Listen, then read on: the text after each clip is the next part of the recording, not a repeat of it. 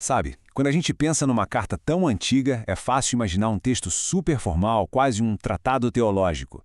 Mas, hoje vamos mergulhar em algo bem diferente. Isso aqui é uma carta pessoal, é urgente.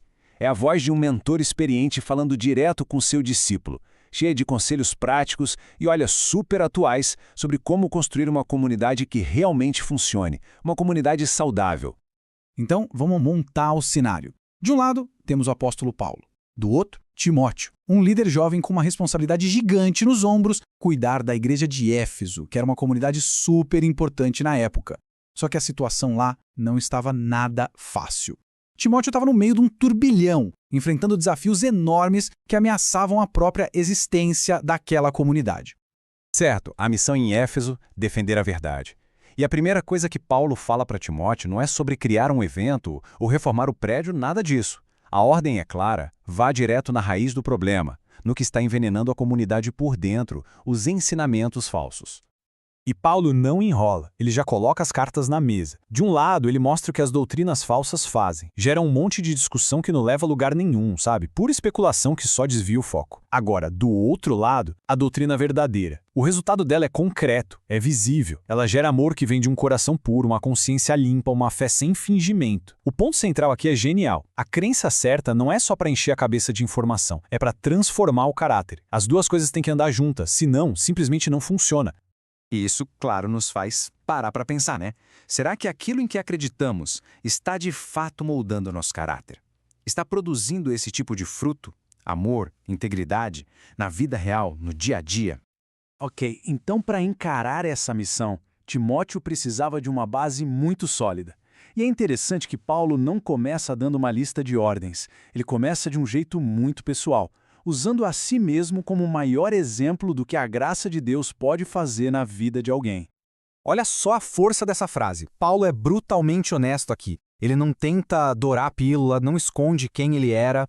Pelo contrário, ele joga o passado dele na mesa para mostrar uma coisa fundamental. O serviço a Deus não vem da nossa perfeição ou da nossa capacidade. Ele nasce da humildade, de lembrar todo dia da graça que a gente não merecia.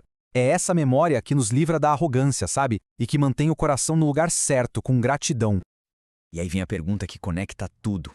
Será que mantemos essa memória viva? A nossa vida, nosso jeito de servir, é marcado por essa consciência de onde viemos, da graça que recebemos? Lembrar do perdão nos torna mais humildes? Bem, depois da graça, vem a oração. É o próximo pilar. Paulo é super claro. Uma comunidade saudável se constrói com oração. E perceba como é abrangente, é para orar por todo mundo. E ele até dá um foco especial, orem pelas autoridades. Para quê? Para que se possa ter uma vida tranquila e em paz. E a base de tudo isso? A verdade de que só existe um caminho, um mediador, que é Cristo Jesus.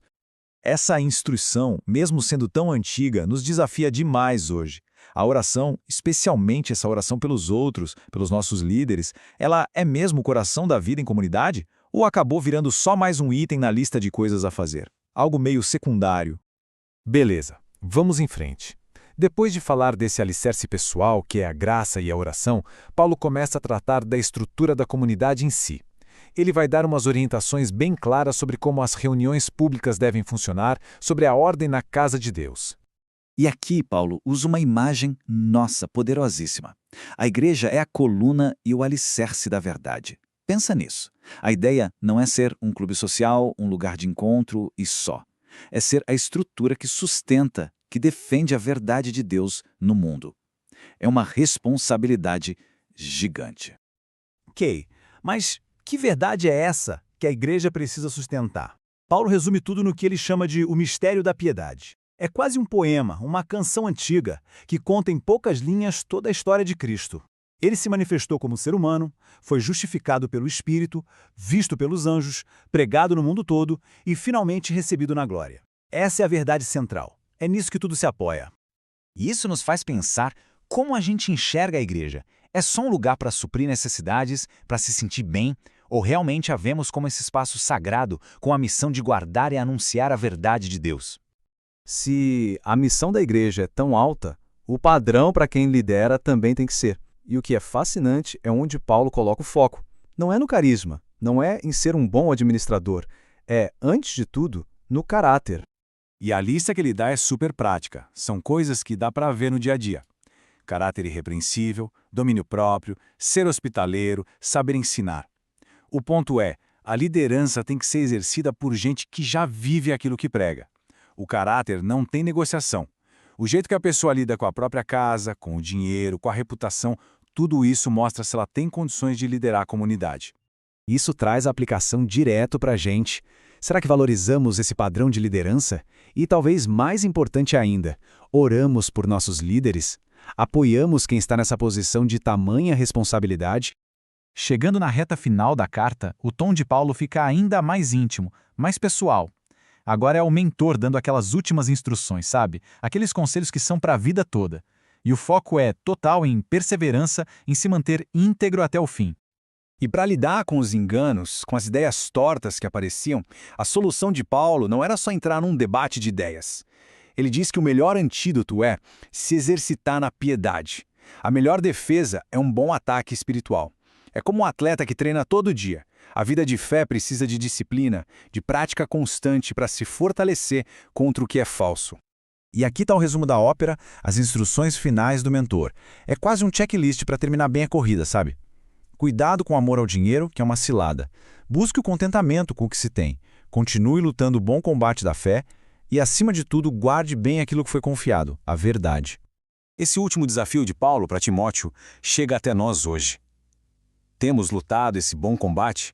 Ou será que as preocupações, as correrias da vida acabaram nos distraindo, tirando nosso foco do que realmente importa?